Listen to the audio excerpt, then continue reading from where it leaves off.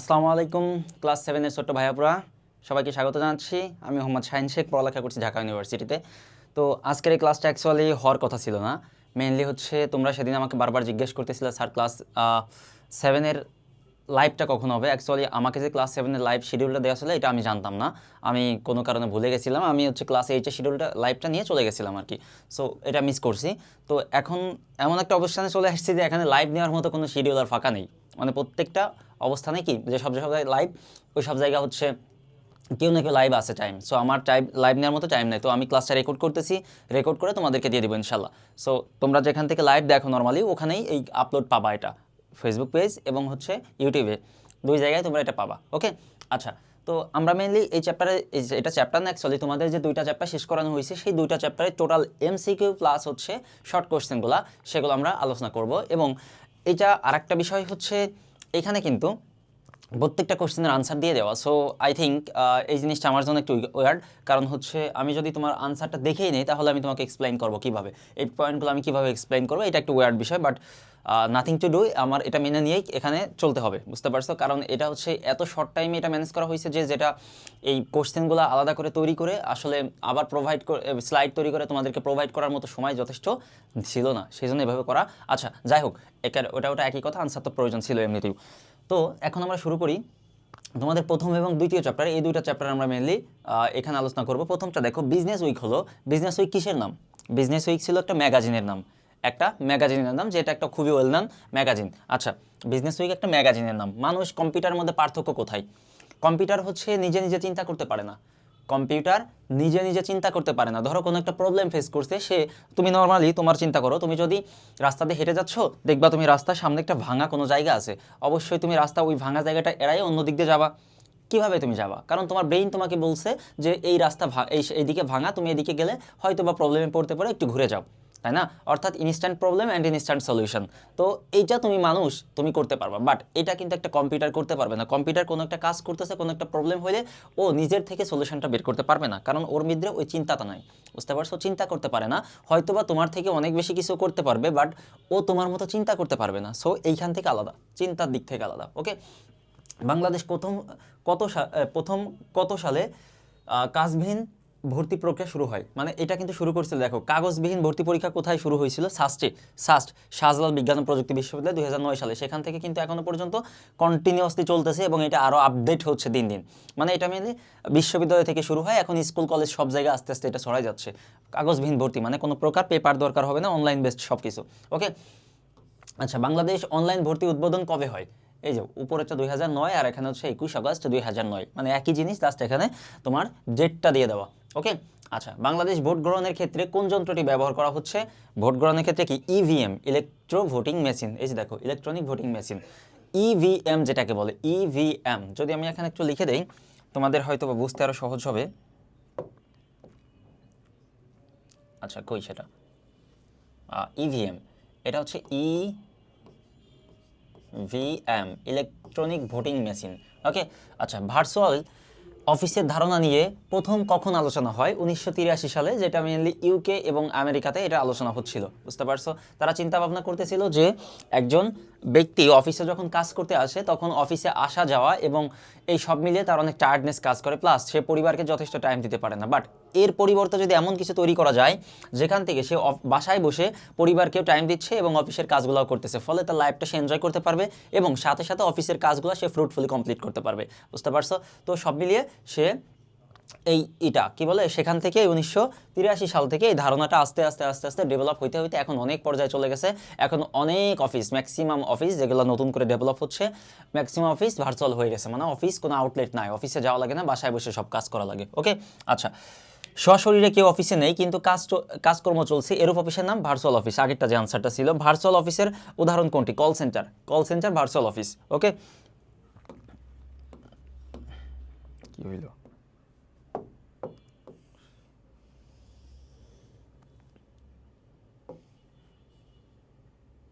আচ্ছা, তারপরে অফিসে না আসে অফিসের কাজকর্ম চলছে, এরূপ অফিসের নাম কি? Virtual office. একই কোশ্চেন দেখো কয়বার। কত সালে ভার্চুয়াল অফিস? 1983 সালে, এটাও রিপিটেড কোশ্চেন। বাসায় বসে অফিসের কাজকর্ম করে আনন্দ, এটাও দেখো, অফিসের কাজ করে আনন্দ এবং টাকা উপার্জন করার জন্য কম্পিউটার ও ইন্টারনেট সংযোগ ছাড়া আর কি প্রয়োজন বলে মনে করো? প্রোগ্রামিং দক্ষতা, তোমার তুমি কোনো একটা কাজ করতে হলে তাহলে অবশ্যই তোমার প্রোগ্রামিং দক্ষতা থাকে। প্রোগ্রামিং দক্ষতা অ্যাকচুয়ালি কি? প্রোগ্রামিং দক্ষতা হচ্ছে কোনো একটা প্রবলেম তুমি ফেস করছো, সেই প্রবলেমটা সলিউশন করার জন্য কোনো একটা অ্যাপ্লিকেশন তুমি তৈরি করবা। সেই অ্যাপ্লিকেশনটা তৈরি করার জন্য অবশ্যই কোনো না কোনো টুলস তোমাকে ইউজ করতে হবে।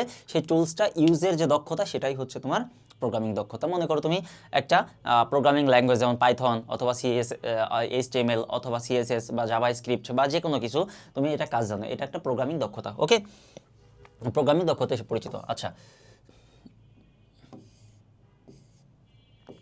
এরপর 20 নম্বর কোশ্চেন, এটা কি 8 নম্বর কোশ্চেন দিয়ে শুরু হয়েছিল, মানে আগের কোশ্চেনগুলো নাই এখানে। আচ্ছা, অফিসের মিটিংগুলো আজকাল কিভাবে করা হয়? আলাদাভাবে বসে কনফারেন্স রুমে। মানে অফিসের মিটিংগুলো বর্তমানে হচ্ছে অন্য এক জায়গা, বিভিন্ন জায়গায়, ধরো তুমি যেখানে তোমার অফিস করো সেখানে একসময় মিটিং হইতো, বাট এখন আলাদাভাবে কনফারেন্স রুমে বসে করে। অথবা অফিসের মিটিং করার জন্য আরেকটা ভার্চুয়ালি মিটিং, যেটা হচ্ছে তুমি করতে পারো হচ্ছে টেলিকনফারেন্সিং যেটাকে বলে, মানে ভিডিও কল অথবা গুগল মিট অথবা জুমের মাধ্যমে একটা মিটিং অ্যারেঞ্জ করা, সেখানে বিভিন্ন জায়গা থেকে বসে সবাই তার মিটিং অ্যাটেন্ড করতে পারবে এবং মিটিংয়ে তার মতামত দিতে পারবে। বুঝতে পারছো? সেটা ছিল হচ্ছে টেলিকনফারেন্সিং। আর এটা মেইনলি হচ্ছে যে কনফারেন্সের কথা বলছে, এটা অফলাইন আলাদা একটা অফিস থাকবে, যে অফিসে শুধুমাত্র মিটিং হওয়ার জন্য থাকবে, কোনো মিটিং ছাড়া অন্য কোনো কাজ সেখানে হবে না। ওকে, আমাদের দেশের বিশ্ববিদ্যালয়ে কি তৈরি করা হচ্ছে?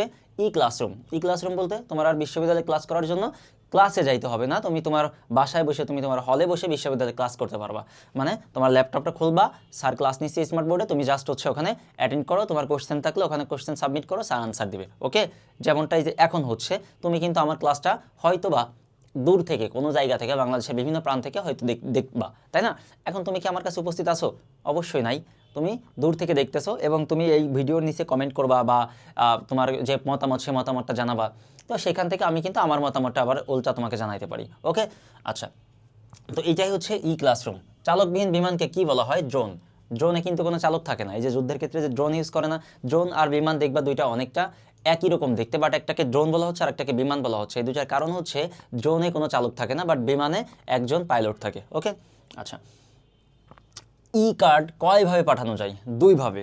ই কার্ড দুইভাবে, একটা গুগলের মাধ্যমে, একটা জিমেলের মাধ্যমে। ওকে, আচ্ছা, ই কার্ড কোথায় পাওয়া যায়? ইন্টারনেটে। ইন্টারনেটে ই কার্ড তুমি পাবা। ছবি আপলোড করা জনপ্রিয় ওয়েবসাইট কোনটি?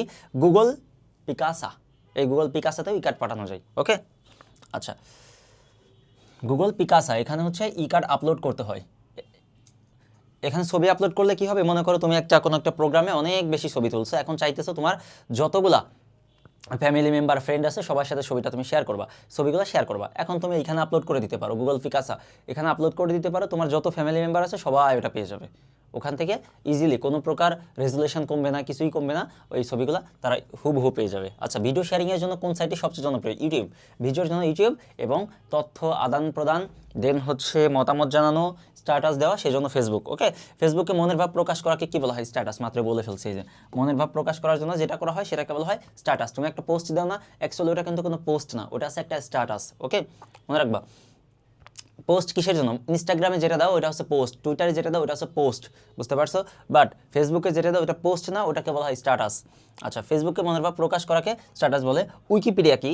উইকিপিডিয়া থেকে অ্যাকচুয়ালি কী করা যায়? দেখো, এই যে প্রকাশ করা কি হয়ে গেল। উইকিপিডিয়া কি? উইকিপিডিয়া কি হচ্ছে এখান থেকে পৃথিবীর যত প্রকার ইনফরমেশান আছে তার কিছু না কিছু ইনফরমেশান যেখান থেকে পাওয়া যায় সেটা উইকিপিডিয়া। দেখো, তথ্য জানা যায় এখানে, সব তথ্য। ইভেন তোমার যদি কোনো প্রকার ইনফরমেশান ইন্টারন্যাশনালি থাকে সেই ইনফরমেশানটা তুমি উইকিপিডিয়াতে পাবা। বুঝতে পারছো? উইকিপিডিয়া হচ্ছে একদম সবার জন্য কমন, সেখানে কম বেশি সবার থেকে সবার তথ্য এখানে পাবা। ওকে, এক দেশ থেকে অন্য দেশে কোনো বন্ধুকে খুঁজে পাওয়া সহজ মাধ্যম কোনটি? ফেসবুক। ফেসবুক হচ্ছে সব থেকে সহজ এবং অ্যাভেলেবেল মাধ্যম আমাদের জন্য এই যুগে এসে। ওকে, 29টা এমসিকিউ টোটাল। এখন মেবি আমাদেরকে শর্ট কোশ্চেন, না বহুপতি দিছে।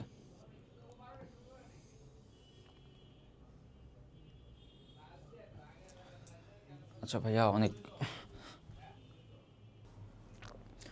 তথ্য যোগাযোগ প্রযুক্তি ব্যবহার করা হয়, দেখো কোথায় কোথায় তথ্য যোগাযোগ প্রযুক্তি ব্যবহার করা হয়। রাষ্ট্রের বড় বড় বিষয়ে অবশ্যই, রাষ্ট্রের বিভিন্ন ধরনের অর্গানাইজেশন আছে, বিভিন্ন ধরনের প্রতিষ্ঠান আছে, সেখানে তথ্য প্রযুক্তি ছাড়া কমপ্লিটলি অচল। ব্যাংক থেকে শুরু করে তুমি যদি ছোটো ছোটো প্রতিষ্ঠানের দিকে তাকাও, প্রত্যেকটা জায়গা, প্রত্যেকটা অধিদপ্তর, প্রত্যেকটা মন্ত্রণালয়, সচিবালয়, সব জায়গায় তথ্য যোগাযোগ প্রযুক্তি ইউজ করা হচ্ছে। ওকে, তারপর হচ্ছে আন্তর্জাতিক বিষয়। Without technology you can do anything, তুমি কিছুই করতে পারো।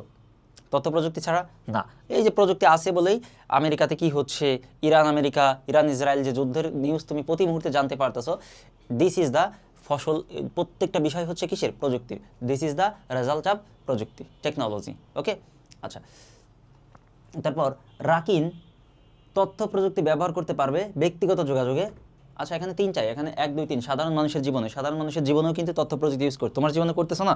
মনে করো তুমি সকালে ঘুম থেকে উঠে ব্রাশ করতেছো, ব্রাশ করার জন্য যে টুথপেস্টটা ইউজ করতেছো, যে ব্রাশটা ইউজ করতেছো, এটাও কিন্তু প্রযুক্তির কোনো না কোনোভাবে প্রযুক্তি থেকে আসছে, প্রযুক্তির মাধ্যমে এটা আসছে। ওকে, তুমি যখন রাতে ঘুমানোর সময় এসিটা ছেড়ে দাও বা ফ্যানটা চালু করে দাও, এই ফ্যান বা এসি এই সব কিছুই প্রযুক্তির একটা ফসল। ওকে, তারপর তুমি মনে করো স্কুলে সকালে ঘুম থেকে উঠে খাওয়া দাওয়া করে তুমি স্কুলে যাওয়ার জন্য তুমি যে ড্রেসটা পরো, ড্রেসটাও দেখবা প্রযুক্তির মাধ্যমে তৈরি করা হয়েছে। অথবা তুমি সাইকেল নিয়ে যাচ্ছ বা মোটরসাইকেল নিয়ে যাচ্ছ বা গাড়িতে করে যাচ্ছ, এই সাইকেল, মোটরসাইকেল বা গাড়ি প্রত্যেকটা জিনিসই প্রযুক্তির একটা অংশ। সো ব্যক্তিগত জীবনেও প্রযুক্তি ব্যবহৃত হচ্ছে। ওকে, দেখো, রাকিন তথ্য প্রযুক্তি ব্যবহার করতে পারবে ব্যক্তিগত যোগাযোগ, পথঘাট চিনতে, বিনোদন করতে। 3টাই ব্যক্তিগত জীবনে এত সময় বলছি। পথঘাট চিনতে জিপিএস আমরা ইউজ করতে পারি, গ্লোবাল পজিশনিং সিস্টেম। অর্থাৎ তুমি কোনো জায়গা চিনো না, জাস্ট জিপিএসকে বলো, জিপিএসকে কি সার্চ দাও আমি এই জায়গায় যেতে চাই, ও তোমাকে একদম সহজ এবং সংক্ষেপ রাস্তা দেখাই দেবে যে এই রাস্তা দিয়ে গেলে তুমি সহজে যাইতে পারবা। দেন বিনোদন চিনতে, হ্যাঁ বিনোদন চিনতে অবশ্যই তুমি পারো না, এই যে ক্রিকেট, ফুটবল, যে ধরনের খেলা, বিশ্বকাপ হচ্ছে, এগুলা সব কিছুই কিন্তু তুমি এই প্রযুক্তি ইউজ করে দেখতে পারবা, শুনতে পারবা, জানতে পারবা। ওকে, যে আইসিটি যন্ত্রটি ব্যবহার করে নিতু তার পছন্দের গানটি শুনতে পারে, কম্পিউটার। তারপর হচ্ছে সিপিআই গ্রাফিক্স কার্ড, আরেকটা কি মোবাইল ফোন। গ্রাফিক্স কার্ড দিয়ে কি বিনোদন করা যায়, পছন্দের গান শোনা যায়? গ্রাফিক্স কার্ডে জাস্ট ডিজাইনিংয়ের জন্য ইউজ করে। কম্পিউটার এবং মোবাইল ফোন দুটা থেকে আমরা গান শুনতে পারি। ওকে, তাহলে 1 এবং 2। আজকাল পৃথিবীর বড় বড় কলকারখানার কাজগুলা রোবট করে, মানুষের নিজ হাতে করে। দেন হচ্ছে মানুষের কেবল তদারকি করে। ইয়াস, মানুষ নিজ হাতে করে না, বর্তমানে নিজ হাতে মানুষ কিছুই করে না। যেগুলো বড় বড় কাজ জাস্ট রোবটকে প্রোগ্রাম দিচ্ছে, রোবটকে কমান্ড দিচ্ছে, রোবট একা করে দিচ্ছে। জাস্ট তুমি মানুষ হিসেবে তাকে, রোবটকে তুমি কন্ট্রোল করতেছো, আর কোনো কাজ নেই তোমার। কাজ করবে রোবট, তুমি রোবটকে কন্ট্রোল করবা। 1 এবং 3 নম্বর।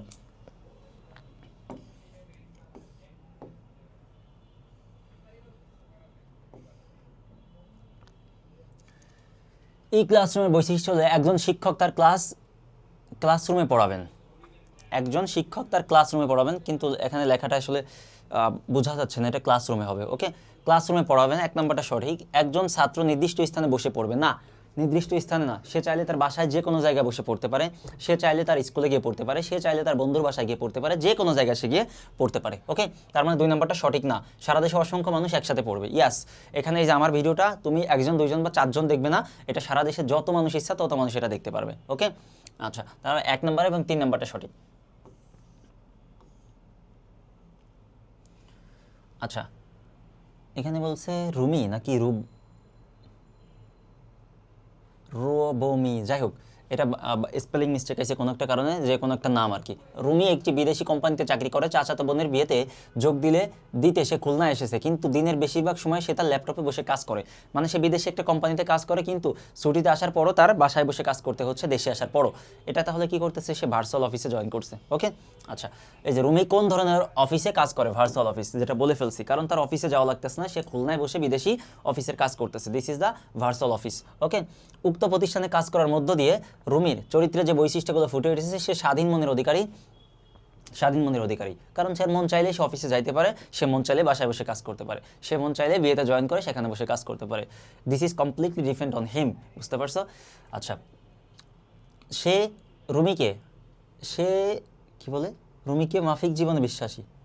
ও, এটা রুটিন, এটা রুটিন মাফিক জীবনে বিশ্বাসী না, রুটিন মাফিক না, তার যেখানে ইচ্ছা সেখানে সে কাজ করতে পারে। রুটিন মাফিক কি মানে, কি রুটিন মাফিক মানে সকাল 10টায় আমার অফিসে যাইতে হবে, সকাল 10টায় আমি অফিসে যাব এবং বিকাল 5টায় আমার অফিস থেকে ব্যাক করতে হবে, মানে একটা রুটিন করা। বাট এখানে ভার্চুয়াল অফিসে কোনো রুটিন নাই, তোমার অফিসে যাওয়া লাগতেছে না, তুমি বাসায় বসে করবা নাকি কই বসে করবা নাকি কোথায় ঘুমায় অফিস করবা, সেটা তোমার উপর ডিপেন্ড করবে। তুমি অফিসে জয়েন আসো কিনা, অফিসের কাজ করতে গেছো না, this is the main point. তুমি কোথায় আসো, this is not the main point, তোমার এটা ম্যাটার করবে না। ওকে, আচ্ছা, তাহলে সে স্বাধীন মতের অধিকারী, সে রুটিন মাফিক জীবনে বিশ্বাসী না। 2 নম্বরটা ভুল, সে কি বৃহৎ পরিসরে, দেখো এখানে 2 নম্বর লিখতে গিয়ে রেখে ফেলছে। ওকে, এগুলো ভুল ধরে না, সে বৃহৎ পরিসরে কাজ করতে আগ্রহী। 1 এবং 3 নম্বরটা সঠিক, অনেক পরিসরে সে কাজ করতে পারবে। সে একটা কোম্পানিতে না, যেহেতু তার অফিসে যাওয়া লাগতেছে না, সে বাসায় বসে একটা না একাধিক কোম্পানিতে কাজ করতে পারবে একই সাথে। ওকে, তার মানে আমরা এমসিকিউ পার্টটা শেষ করলাম চ্যাপ্টার নাম্বার 1-এর। এখন আমরা দেখব অতিরিক্ত সংক্ষিপ্ত প্রশ্ন ও উত্তর। আচ্ছা, আমাদের ব্যক্তিগত জীবনে তথ্য প্রযুক্তি কিভাবে ব্যবহৃত হচ্ছে?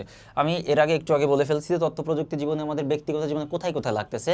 জাস্ট আমি তোমাকে একটা কথা বলবো, আইডেন্টিফাই অন থিং যেখানে তুমি কোনো প্রকার প্রযুক্তি ইউজ করো না, on work in your life যেখানে তুমি কোনো প্রকার প্রযুক্তি ইউজ করো না, সেটা তুমি বলো। একটা জায়গা বলো, কোন জায়গাটা তুমি প্রযুক্তি ইউজ করো না, কোথায় কোথায় কোথায়? মাথার চুল আঁচড়াবা? চিরুনি প্রযুক্তির ফসল। কি করবা তুমি? সকালে খাবার খাও, খাবারটা দেখো যে চাউলটা তৈরি করছে কিভাবে? হয়তো ধান থেকে আসছে, বাট এটা চাউলতে পরিষ্কার করছে, ধান ভাঙাইছে, এটা কিসে? প্রযুক্তির ফসল। ধানটা যখন তৈরি হয়েছে বা ফসল যখন উৎপাদন করছে তখন কি ছিল? এটাও কিন্তু প্রযুক্তির বিভিন্ন সার, কীটনাশক, তারপরে বিভিন্ন মেশিনারিজ ইউজ করে এটা তৈরি করা হয়েছে। তারপর তুমি যে জামা কাপড়টা পরছো, এটা কি? প্রযুক্তির একটা ফসল। তুমি যে জুতাটা পরছো, প্রযুক্তির একটা ফসল। তুমি যে রাস্তা দিয়ে যাচ্ছ, সেই রাস্তাটা একটা প্রযুক্তি থেকে তৈরি হয়েছে। তুমি যে স্কুলে যাচ্ছ, সেই স্কুলের বেঞ্চ, চেয়ার, টেবিল, এসি, তারপরে লাইট, ফ্যান, সব কিছু প্রযুক্তির ফসল। কোনথায় তুমি করো না? তুমি ইভেন তুমি যদি রাতের আকাশে তাকাও, রাতের আকাশে দেখবা যে বিভিন্ন ধরনের উপগ্রহ আছে। উপগ্রহ মানে স্যাটেলাইট হয়তো বা দেখা যাবে না, বাট রাতের আকাশে মাঝে মাঝে হয়তো বা দেখা যেতেও পারে স্যাটেলাইটগুলো। তো এগুলো প্রযুক্তির ফসল, বুঝতে পারছো? আচ্ছা, ইভেন চীন, তারপরে কিছু কিছু রাষ্ট্র, ওরা কিন্তু প্রযুক্তি ব্যবহার করে কৃত্রিমভাবে বৃষ্টি নামায় আকাশ থেকে, বুঝছো? আকাশ থেকে কৃত্রিমভাবে বৃষ্টি নামায়। তার মানে তোমার লাইফে তুমি কাজ করো, এমন একটা কাজ দেখাও যেখানে তুমি প্রযুক্তি ইউজ করো না। একটা কাজ জাস্ট। এখানে দেখো বলছে, এখানে কত কি বলছে। আমরা যখন মোবাইল ব্যবহার করি, একজন রিডিং করে টাইম ওয়েস্ট করবো না, এখানে 3টা আছে, তুমি চাইলে 50টা দিতে পারবা কোন কাজগুলো তুমি করো। তোমার কাজের সাথে আরেকজনের কাজ মিলবে না, এটাই স্বাভাবিক। এখন তোমার কাজ, তুমি প্রযুক্তি কীভাবে ইউজ করতেছো সেটা বলো। এখানে 3টা পয়েন্ট আছে, তুমি 3টা না 30টা পয়েন্ট অ্যাড করো, পারবা? কারণ একজন মানুষ তো হাজার হাজার কাজ করে, তাই না? তুমি হাজার হাজার কাজ করো। তোমার কাজ তো জাস্ট স্কুলে যাওয়া না, স্কুলে যাওয়ার আগে, স্কুলে যাওয়ার পরে, এই কতগুলো কাজ তোমার করতে হয়। স্কুল থেকে আসার পরে, রাতে ঘুমানোর আগে, রাতে ঘুমানোর সময়, ঘুম থেকে ওঠার পর কত কাজ করো। এই সবগুলো তুমি একটা একটা করে পয়েন্ট এখানে অ্যাড করতে পারবা। আচ্ছা, জিপিএস কি? এর ব্যবহার উল্লেখ রাখো। জিপিএস হচ্ছে গ্লোবাল পজিশনিং সিস্টেম। আমি এটা লিখে দিচ্ছি, কই লিখবো? এই যেখানে জিপিএস, গ্লোবাল পজিশনিং সিস্টেম।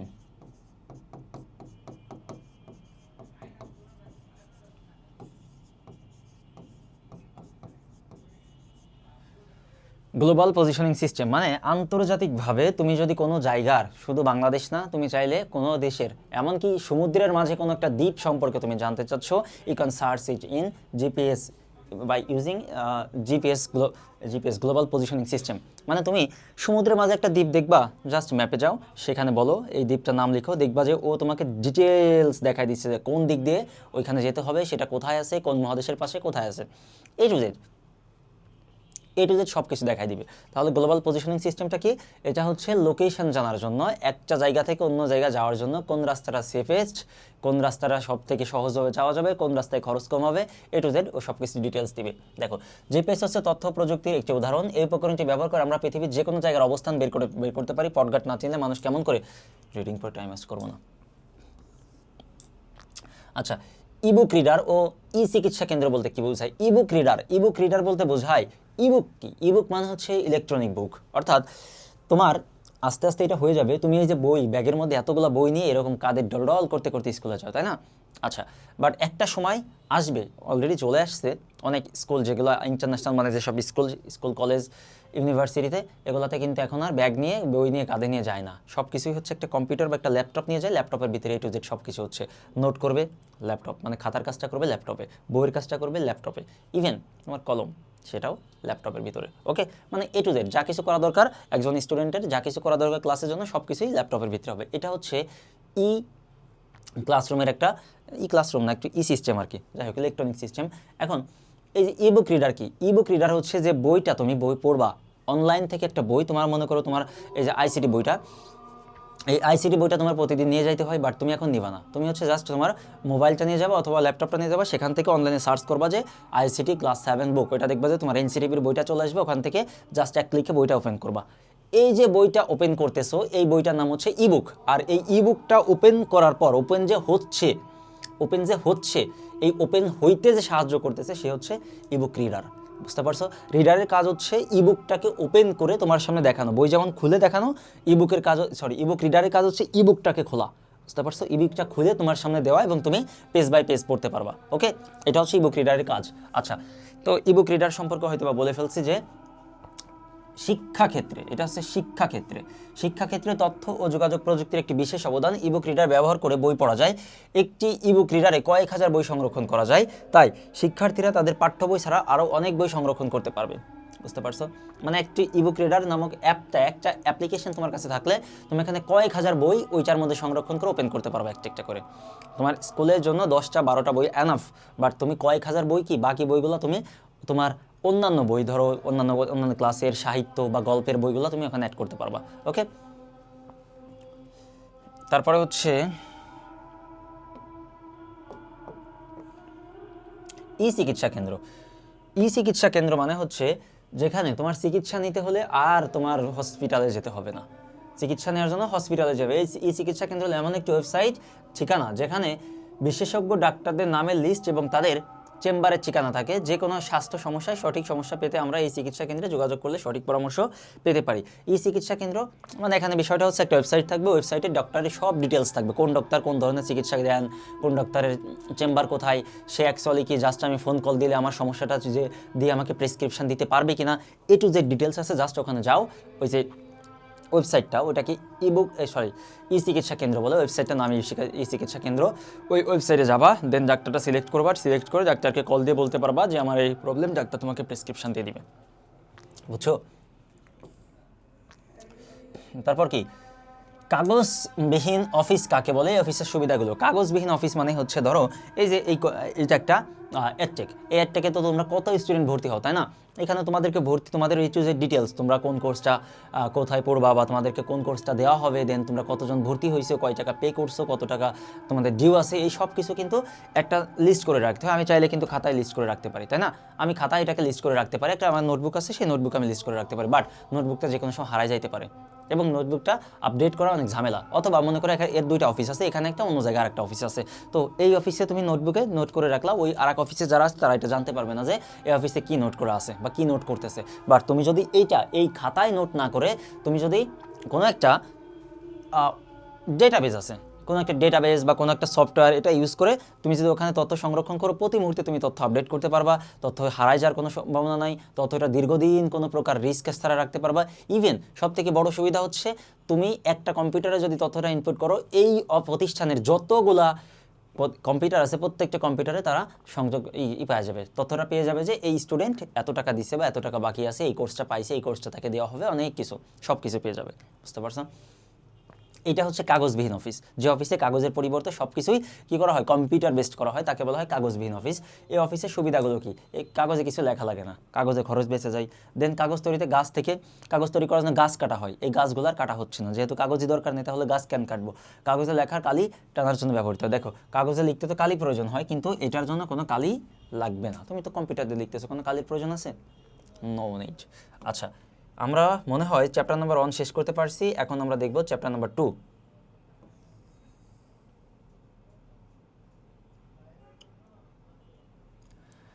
আচ্ছা, চ্যাপ্টার নাম্বার 2। আচ্ছা, এখন আমরা দেখব কম্পিউটার সংশ্লিষ্ট যন্ত্রপাতি, অর্থাৎ একটা কম্পিউটার তুমি তৈরি করতে হলে সেই কম্পিউটারে অনেক ধরনের যন্ত্রপাতি দরকার হয়। যে যন্ত্রপাতিগুলো কি? যেমন কিবোর্ড, মাউস, তারপর হচ্ছে মনিটর, পিসি, তারপরে তোমার রবীন্দ্র মাদারবোর্ডের মধ্যে আরও অনেক কিছু, নেটওয়ার্ক ইন্টারফেস কার্ড টাটার অনেক কিছু আছে। তো এই যে কত যন্ত্রপাতি আমরা ইউজ করি, এই যন্ত্রপাতিগুলো সম্পর্কে আমরা এই চ্যাপ্টারে পড়ালেখা করেছিলাম, এবং এখন আমরা এগুলার এমসিকিউ দেখব, এগুলো থেকে কী কী এমসিকিউ তৈরি করা যায় এবং সাথে শর্ট কোশ্চেন কী কী তৈরি করা যায় সেগুলো আমরা দেখব। আচ্ছা, এটা কিন্তু চ্যাপ্টার পড়ানো হয়েছে, সো এখান থেকে ডিটেলস হয়তো আলোচনা করার প্রয়োজন হবে না। কত বাইটে 1 কিলোবাইট? কত? 1024 কিলো মানে 1000, এখানে কিন্তু 1000 দিয়ে দিলে ভুল হবে। 1000 কি কোথাও আছে আনসার? না, নাই। আমি যদি একটা তোমাকে সিকোয়েন্স লিখে দেই। আচ্ছা, 1000 বাইট ইকুয়ালস টু 1 কিলোবাইট।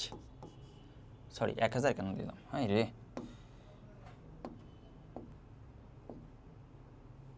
ও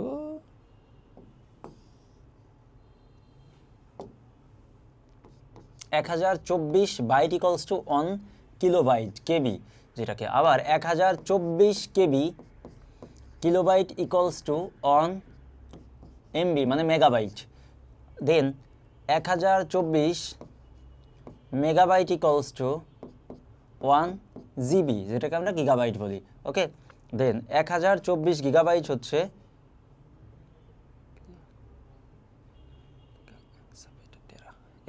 টেরা, এটা তো গিগা,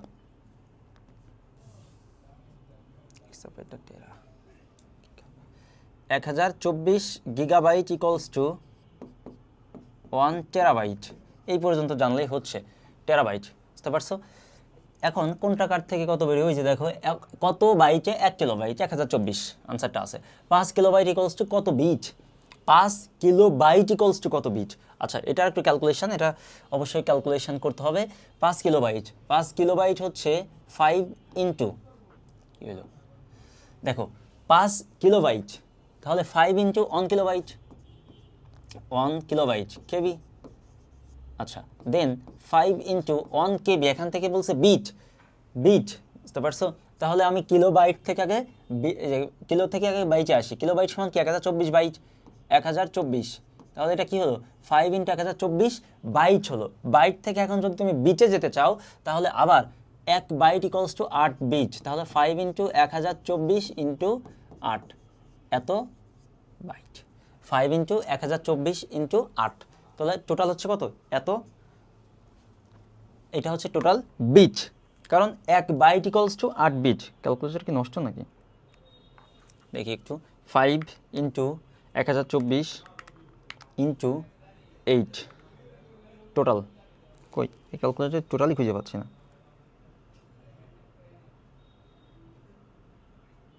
40,960, 40,960। ক্লিয়ার? মানে প্রথমে ওখানে কিলোবাইট আছে, তোমার কাজ হচ্ছে কিলোবাইটটাকে প্রথমে বাইটে কনভার্ট করা, বাইট থেকে দেন বিটে নেওয়া। 1 বাইট ইকুয়ালস টু 8 বিট, এটা লিখে দিচ্ছি 1 বাইট, BYTE, যেটাকে সংক্ষেপে বি বলে। 1 বাইট ইকুয়ালস টু 8 বিট। ওকে, এটা মাথায় রেখো।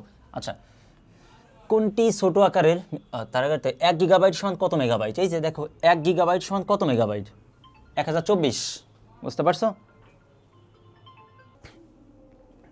তারপর দেখো কোনটা হচ্ছে তথ্য সংরক্ষণের প্রধান যন্ত্র কোনটি? Hard disk. তথ্য সংরক্ষণ করার জন্য হার্ড ডিস্ক ব্যবহার করা হয়, যেটা একটা মেমোরি, বুঝতে পারছো? হার্ড ডিস্ক একটা মেমোরি বা স্টোরেজ। তারপরে সিডি বা ডিভিডিতে তথ্য রাখা বা পাঠ করার জন্য কোন রশ্মি ব্যবহার করা হয়?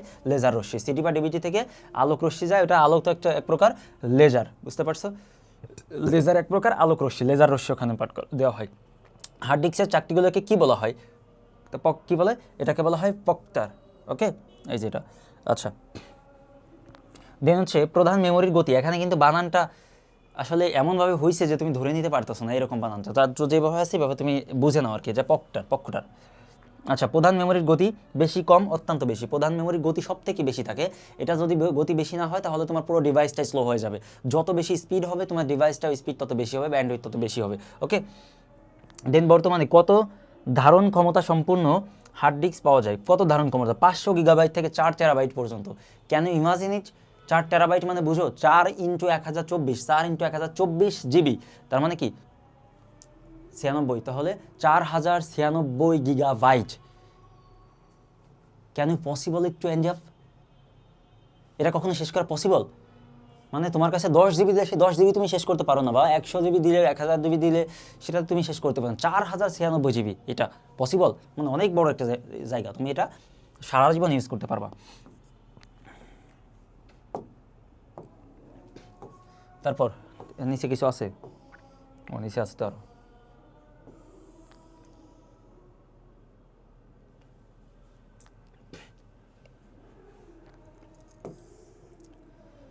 আচ্ছা, মাদারবোর্ডের কাজ করার ক্ষমতা ও বৈশিষ্ট্য কিসের উপর নির্ভর করে? চিপসেট। অর্থাৎ মাদারবোর্ডের যে কাজটা করে, মেইন কাজটা করে মাদারবোর্ড হচ্ছে যে সব কিছুকে ধরে রাখে, input device, output device, memory, তারপর হচ্ছে সিপিইউ, জেড, সব কিছুকে ধরে রাখে সে মাদারবোর্ড। এখন মাদারবোর্ডটা কতটা স্মুথলি কাজ করতে পারবে সেটা ডিপেন্ড করে চিপসেট। স্মুথলি বা কত বিভিন্ন প্রকার কাজ করতে পারবে, কত ডিফারেন্ট কাইন্ডস কাজ করতে পারবে, সেগুলো ডিপেন্ড করে কিসের উপর? চিপসেটের উপরে। চিপসেট যত বেশি ক্ষমতা সম্পূর্ণ, মাদারবোর্ড তত বেশি স্মুথ এবং তত বেশি অ্যাক্টিভ। ওকে, তাহলে চিপসেটের উপরে। আচ্ছা, ইন্টিগ্রেটেড সার্কিট কি দেবে? প্রসেসর। ইন্টিগ্রেটেড সার্কিট কী দিয়ে তৈরি? এটা হচ্ছে প্রসেসর। মেইনলি আমরা যে বলি না ইন্টেল প্রসেসর বা অ্যান্ড্রয়েড বিভিন্ন ধরনের প্রসেসর, সেগুলো হচ্ছে মেইনলি কি এই যে ইন্টিগ্রেটেড সার্কিটের প্রত্যেকটা। ওকে, ইন্টিগ্রেটেড সার্কিটের কারণেই একটা ছোট একটা ডিভাইস এত কাজ করতে পারে। একটা ছোট একটা মোবাইল এত ডিফারেন্ট ধরনের কাজ করতে পারে। তুমি যদি একটু আজ থেকে 20-30-40 বছর আগে কল্পনা করো, তাহলে এত বড় একটা কম্পিউটার, পুরো রুমের সমান একটা কম্পিউটার সাধারণত কয়েকটা জাস্ট প্লাস মাইনাস গুণ ভাগ এরকম কয়েকটা ক্যালকুলেশন করতে পারতো। বুঝতে পারছো? জাস্ট ক্যালকুলেশন, কম্পিউট মানেই হচ্ছে গণনা করা, জাস্ট গণনার জন্য করা হইতো। বাট এখন এত বড় রুম কম্পিউটার দরকার নেই, কোনো কম্পিউটারই দরকার নেই, ইভেন এতটুকু একটা স্মার্টফোন সব কাজ করতে পারে। ভাবো তাহলে কত আপডেট হয়েছে, এবং এই আপডেটটা সম্ভব হয়েছে হচ্ছে ইন্টিগ্রেটেড সার্কিটের কারণে। এই যে ইন্টিগ্রেটেড সার্কিটের কারণে আপডেটটা সম্ভব হয়েছে। কম্পিউটারের সকল নিয়ন্ত্রণমূলক কাজ কোন অংশের মাধ্যমে সম্পন্ন হয়? নিয়ন্ত্রণ অংশ। নিয়ন্ত্রণমূলক কাজ নিয়ন্ত্রণ অংশ, কন্ট্রোল ইউনিট যেটাকে বলে। রেজিস্টার স্মৃতির কাজ কি? যাবতীয় গাণিতিক কাজ, যাবতীয় যুক্তিমূলক কাজ। রেজিস্টার স্মৃতি কাজ, যুক্তিমূলক কাজ, গাণিতিক কাজ, আর পরে আরও আছে ওই যে দেখো সকল কাজ নিয়ন্ত্রণ করে, ওই যে স্মৃতি থেকে তথ্য নিয়ে প্রক্রিয়াকরণ করা, রেজিস্টার স্মৃতি। বুঝতে পারছো?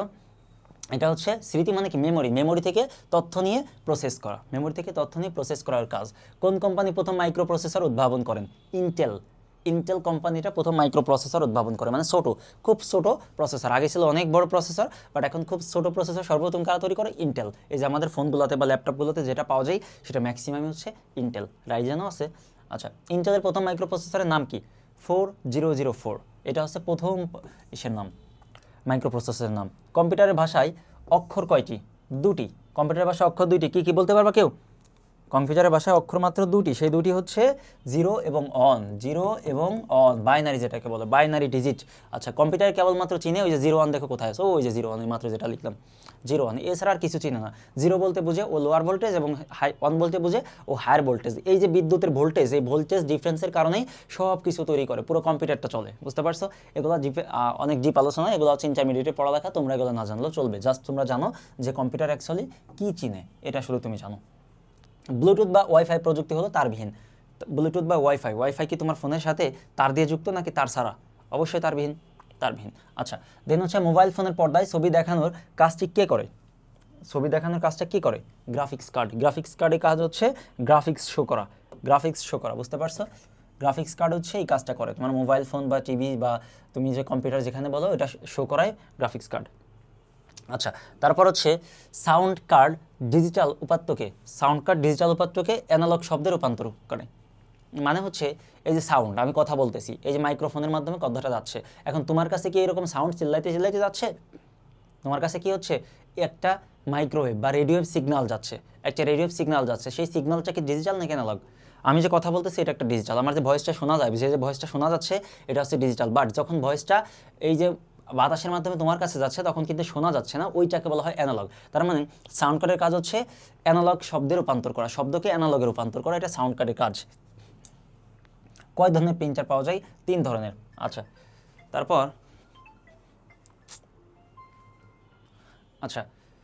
তারপর হচ্ছে ব্লুটুথ বা ওয়াইফাই প্রযুক্তি হলো তারবিহীন। এদিকে আর কোনো কিছু বাকি ছিল নাকি? না, এটা হচ্ছে ব্লুটুথ এবং ওয়াইফাই হচ্ছে তারবিহীন। ওয়াইফাই কোনো সময় তার দ্বারা কানেক্টেড থাকে না, এটাও হয়েছে।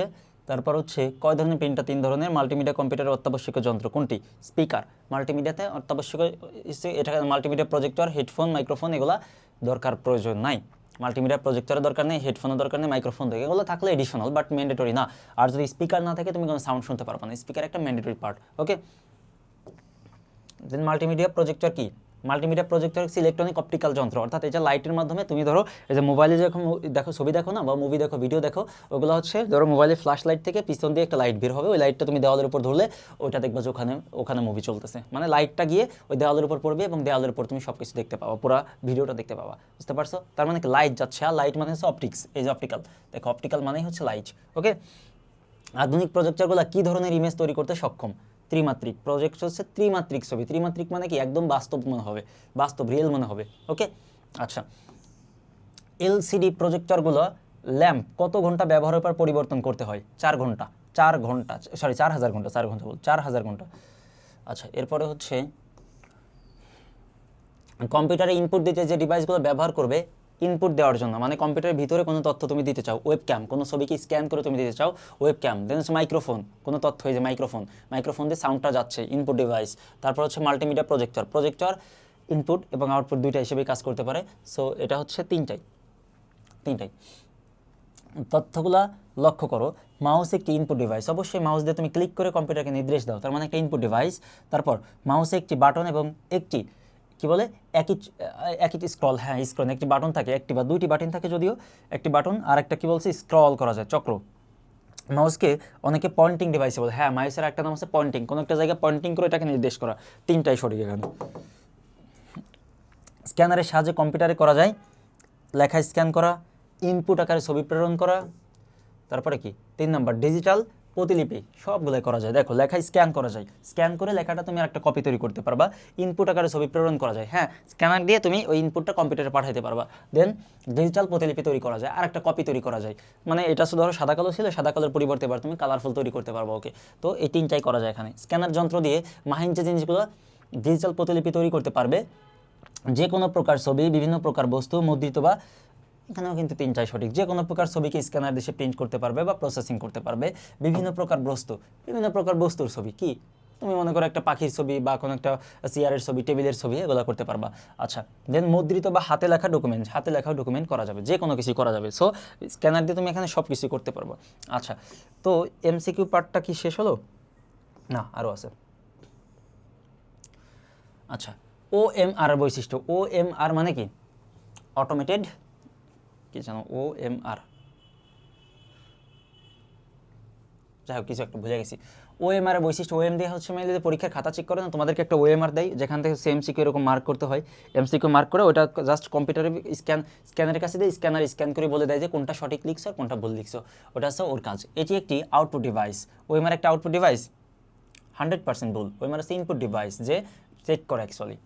আচ্ছা, এটি বিশেষ দাগ বা চিহ্ন পড়তে পারে। ইয়েস, আমরা যে বৃত্ত ভরাট করি না, এই যে এরকম বৃত্ত ভরাট করি, সেটাকেও চিহ্ন করতে পারে, চিহ্নিত করতে পারে। যদি এখানে সঠিকটাই তুমি ভরাট করো তাহলে বুঝে নেবে সঠিকটার উপর আছে, ভুলটাই ভরাট করলে ধরো এখানে তুমি ভরাট করছো বাট এটা করো না, তখন বলে দেবে না আমার কাছে আগে থেকে ইন্ডিকেশন যেটা দেওয়া সেটা সে ভরাট করে নেয়। ওকে, তার মানে এটা ভুল ধরে নেবে। আবার একটি আলোর প্রতিফলন, এখানে মেনলি কীভাবে ডিটেক্ট করে? সে আলো ফলায়, ওই স্ক্যানার উপর থেকে আলো ফলায়, সে আলোটা এখান থেকে যদি রিফ্লেক্ট না হয় তাহলে বুঝে নেয় যে ওখানে ভরাট করছে। ওকে, তার মানে 2 এবং 3 নম্বরটা সঠিক। তারবিহীন হেডফোন, ব্লুটুথ প্রযুক্তি ব্যবহার করে, দেন ওয়াইফাই প্রযুক্তি ব্যবহার করে, ব্রডকাস্ট প্রযুক্তি ব্যবহার করে। বোথ আর খারিজ, মানে এখানে তিনটাই সঠিক, বুঝতে পারছো? এখানে তিনটাই সঠিক। ব্লুটুথ প্রযুক্তি ব্যবহার করে, করা যেতে পারে, যেমন ব্লুটুথ দিয়ে আমি কোনো কিছু শেয়ার করবো। ওয়াইফাই প্রযুক্তি, ওয়াইফাই তো আমরা তারবিহীনভাবে সেটা ইউজই করি। ব্রডকাস্ট প্রযুক্তি, টিভিতে যখন তুমি কোনো নিউজ দেখো, কোনো সংবাদপত্র দেখো, লাইভ টেলিকাস্ট দেখো, সব কিছু ব্রডকাস্টের অধিভুক্ত। ওকে, মাহির মাদারবোর্ড অনেক পুরনো বলে বর্তমানকালের মাদারবোর্ডের থেকে তার মাদারবোর্ডটা একটি ভিন্ন। বর্তমানকালের মাদারবোর্ডের সাথে র্যাম ছাড়াও অন্যান্য কার্ড স্থায়ীভাবে সংযোজিত অবস্থায় থাকে তার পূর্বে তুলনায়, মানে বর্তমান যুগে হচ্ছে স্থায়ীভাবে থাকে, বুঝতে পারছো? মানে বিল্ড ইন যেটাকে বলা হয়। তাই পূর্বের তুলনায় এখন অনেক কম খরচে কম্পিউটার নির্মাণ করা সম্ভব হচ্ছে। আধুনিক মাদারবোর্ড মাহি নিচের কোন ডিভাইসটিতে লাগানোর কি সক্ষট অবশ্যই দেখতে পাবে। সক্ষট কি ভাই, এটা কেমনে পড়বো আমি? যাই হোক, অবশ্যই দেখতে পাবে র্যাম। আধুনিক মাদারবোর্ডে মাহি নিচের কোন ডিভাইসটা লাগানোর অবশ্যই দেখতে পাবে? র্যামটা লাগানো থাকে, আধুনিক ডিভাইসের র্যামটা আগে থেকেই লাগানো থাকে, বুঝতে পারছো? উক্ত মাদারবোর্ডের আবিষ্কারে আমাদের প্রমাণ করেছে, আবিষ্কার কি প্রমাণ করেছে? দ্রুত কাজ করার সুবিধা, নির্ভুলভাবে কাজ করার সুবিধা, কম মূল্যে কম্পিউটার ক্রয়ের সুবিধা, মানে তিনটা সুবিধাই দিছে কি? এই যে মাদারবোর্ডের আবিষ্কার, নতুন মাদারবোর্ড যেখানে বিল্ট ইন যে জিনিসগুলো থাকে আগে থেকেই দেওয়া থাকে, নতুন করে তোমরা লাগাইতে হয় না, এই কারণে এই যে সুবিধাগুলো আমরা পাইছি। দ্রুত কাজ করা যায়, খরচ কম, আবার নির্ভুলভাবে কাজ করা যায়, বুঝতে পারছো? আচ্ছা, এখন আমরা সংক্ষিপ্ত প্রশ্ন এখানে এই চ্যাপ্টারে দেখব। সংক্ষিপ্ত প্রশ্ন কি কি আছে সেটা হচ্ছে, ইনপুট ডিভাইস কাকে বলে? যে কোনো 5টি ইনপুট ডিভাইসের বর্ণনা দাও। আচ্ছা, ইনপুট ডিভাইস হচ্ছে যে সকল ডিভাইস থেকে কম্পিউটারে কোনো তথ্য কি করা হয়, দেওয়া হয়, কম্পিউটারের ভিতরে কোনো তথ্য দেওয়া হয়, সেটা হচ্ছে ইনপুট ডিভাইস। যে যন্ত্রের সাহায্যে উপাত্ত ও নির্দেশনা কম্পিউটারে সরবরাহ করা হয় তাকে ইনপুট ডিভাইস বলে। মানে কম্পিউটারে দেওয়া হলে ইনপুট, কম্পিউটার থেকে নেওয়া হলে আউটপুট। ওকে, আচ্ছা, নিচের কতগুলো ইনপুট ডিভাইস আছে যে দেখো, কিবোর্ড একটা ইনপুট ডিভাইস, যেখান থেকে তুমি মাউস চিপে চিপে বাটন চিপে চিপে তুমি ওখানে কি করতে পারো, তথ্য দিতে পারো, যে কোনো কিছু ইনফরমেশন তুমি দিতে পারো ওখানে। আচ্ছা, তারপর মাউস ক্লিক করে তুমি পয়েন্টিং করতে পারো, কোনো একটা দিকে নির্দেশ দিতে পারো। ওকে, দিন হচ্ছে মাইক্রোফোন, যেখানে ভয়েসটা তুমি কম্পিউটারের ভিতরে দিতে পারো, এই যে ভয়েস রেকর্ড হচ্ছে এটা মাইক্রোফোন। ওকে, ডিজিটাল ক্যামেরা, যেখানে তুমি তোমার ছবিগুলো স্ক্যান করে দিতে পারো, ডিজিটাল ক্যামেরা ছবি স্ক্যান করে বা ভিডিও তৈরি করে কম্পিউটারকে দিতে পারো। দেন হচ্ছে স্ক্যানার, যেখানে কোনো একটা কপি স্ক্যান করে একদম হুবহু সেটা তুমি কম্পিউটারকে দিতে পারো। এগুলো প্রত্যেকটা 5টার কথা বলছে, 5টা এখানে ইনপুট ডিভাইসের কথা বলা হয়েছে। এগুলো বাইরেও আরও ইনপুট ডিভাইস আছে, ওয়েবক্যাম ট্যাম অনেক কিছু আছে। তারপর র্যাম এবং রমের মধ্যে পার্থক্য, র্যাম অ্যান্ড রম ইম্পর্টেন্ট একটা জিনিস। একটা হচ্ছে র্যাম, RAM, র্যাম, যার পূর্ণরূপ হচ্ছে random access memory, random access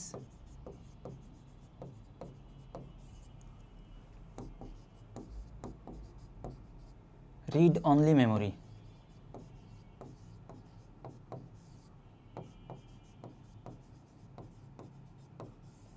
read only memory, এই দুইটা জিনিস। র্যাম হচ্ছে কম্পিউটারের স্থায়ী মেমোরি বলতে যেটা বোঝায়, সরি র্যাম হচ্ছে কম্পিউটারের অস্থায়ী মেমোরি বলতে যেটাকে বোঝায়, কম্পিউটারের অস্থায়ী মেমোরিটা। মানে এখানে কোনো ইনফরমেশান জাস্ট হচ্ছে তখনই থাকবে যখন কম্পিউটারে তুমি কোনো কাজ করো, তখন সেটা র্যামে করো। আর যখন কোনো কিছু তুমি সংরক্ষণ রাখো, কোনো কিছু সেভ করে দীর্ঘ সময়ের জন্য রাখো, তখন সেটা রমে যাবে। এটা হচ্ছে স্থায়ী, এটা স্থায়ী মেমোরি, বুঝতে পারছো?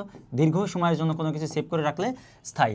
আর র্যাম হচ্ছে এখানে তুমি একটা কাজ করতেছো, যখন কম্পিউটারটা অফ করে দিবা, এই র্যাম থেকে সব কিছু ডিলিট হয়ে যাবে, র্যামে আর কিছুই থাকবে না। বাট যদি রমে কিছু থাকে, কম্পিউটার অন থাকলেও তার ভিতরে থাকবে, কম্পিউটার অফ থাকলেও তার ভিতরে থাকবে। ইভেন কম্পিউটার নষ্ট হয়ে গেলেও রমের ভিতরে তুমি সেই ইনফরমেশনগুলো পাবা। ওকে, আচ্ছা, র্যাম এর মানে এই যে এখানে ওইটা বলছে, দেখ ভাই কী লিখছে, এটা আসলে পড়ার মতো দক্ষতা, জ্ঞান বা অ্যাবিলিটি আমার কিছুই নাই।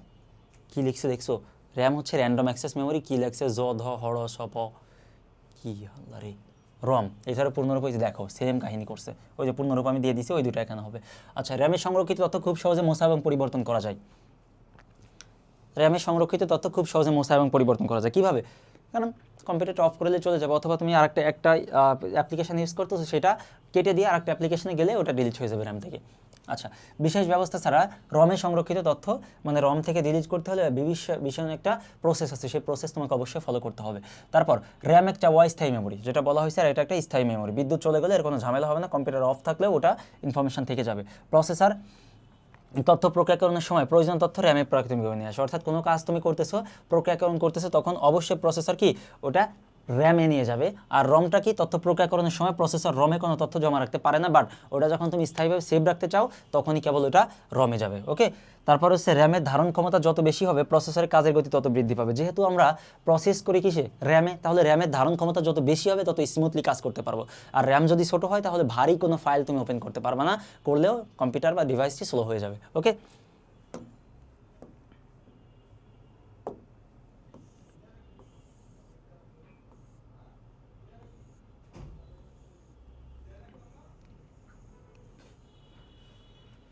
আচ্ছা, কোশ্চেনটা কি?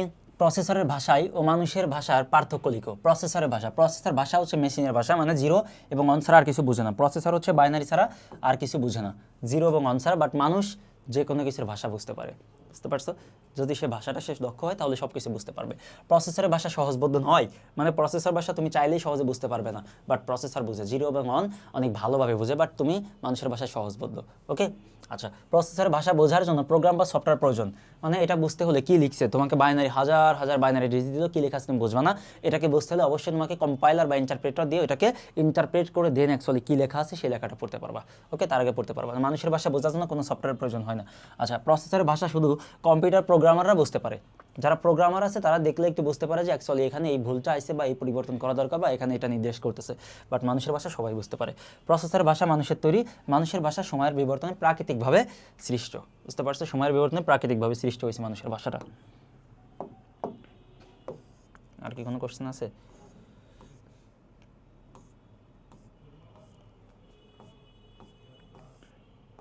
তৃতীয় চ্যাপ্টারে চলে আসছি। তো আমাদের যেটা লাইভে ছিল সেটা হচ্ছে এই পর্যন্তই, বুঝছো?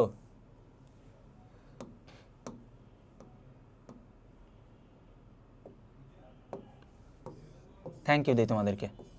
তোমাদেরকে অনেক ধন্যবাদ এত সময় বকবকানি শুনছো সেগুলো শোনার জন্য। ওকে, আচ্ছা, তার আগে একটা কথা বলে নেই, এখানে কিন্তু যেটা পড়াইছি এর ভিতর থেকে এই 2 চ্যাপ্টারে যত এমসিকিউ বা যা আসবে সংক্ষিপ্ত প্রশ্ন সেগুলো আমরা দেওয়ার চেষ্টা করছি, এবং এখান থেকে পাবা ইনশাল্লাহ। এখান থেকেই যা আসবে তোমার পরীক্ষায় এই চ্যাপ্টার থেকে কমন পেয়ে যাবা। আচ্ছা, এরপরও যদি কোনো প্রবলেম থাকে তাহলে ভিডিওটা তুমি যেখান থেকে দেখতেছো সেখানে তুমি কমেন্ট করবা, আমরা চেষ্টা করবো এখান থেকে তোমার প্রবলেমটা সলভ করে দেওয়ার জন্য। ওকে, সবাই ভালো থাকবা, সুস্থ থাকবা, হয়তো বা পরবর্তী কোনো ক্লাসে আবার তোমাদের সাথে দেখা হবে। আমার জন্য দোয়া করবা, আমি তোমাদের জন্য দোয়া করি। আল্লাহ হাফিজ, আসসালামু আলাইকুম।